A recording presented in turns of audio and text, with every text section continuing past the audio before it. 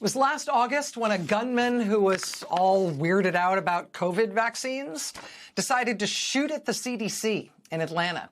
That gunman killed a police officer, broke 150 windows, and terrified the people who work at the CDC, sprayed glass shards all over CDC offices. Again, that was in August when that happened. Now the Associated Press is out with this headline, quote, 7 months later, the government still hasn't fixed CDC's shot up windows. Yeah, what counts as a sign that a part of the government is being abandoned, if not destroyed, by Donald Trump? Over at the CDC, they're not even replacing the windows there that are full of bullet holes. That seems like a sign. Also, have a look at the Federal Department of Education. The Trump administration can't legally shut it down without Congress allowing it to.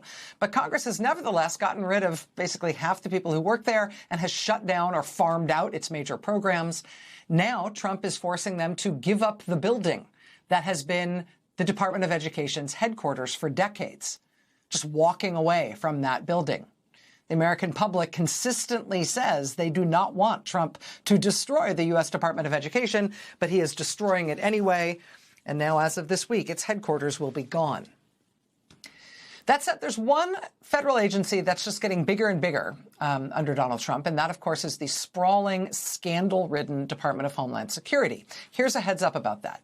There's been quite a bit of attention recently to the fact that the FBI and DOJ have been targeting elections administrators in multiple states, most infamously the FBI raid in Fulton County, Georgia's elections office in January, where they seized hundreds of thousands of ballots from the 2020 election. But here's something to keep an eye on, because we are now also seeing Homeland Security being used to target elections administration.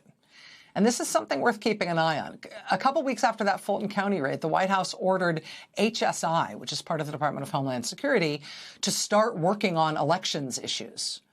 Then The Atlantic was first to report that HSI was conducting an investigation into the 2020 elections in the state of Arizona. Now, just a few days ago, CBS has reported that Minnesota elections officials have received a grand jury subpoena for Minnesota voter records as part of an investigation being run in part by the Department of Homeland Security. CBS also reports that DOJ is close to finalizing a deal to hand over whatever voter data it manages to get from the states to the Department of Homeland Security. Who knows what they will do with it?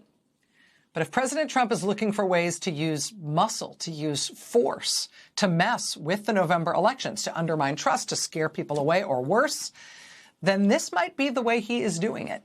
It's not just the FBI they are using. It is not just weird Tulsi Gabbard lurking in the wings while the FBI is doing stuff. He is also using the Department of Homeland Security, his scandal-ridden, utterly incompetent, controversial, fear-inducing, flush with cash Department of everything and anything is being applied to the elections too. Watch this space, please. Watch this space.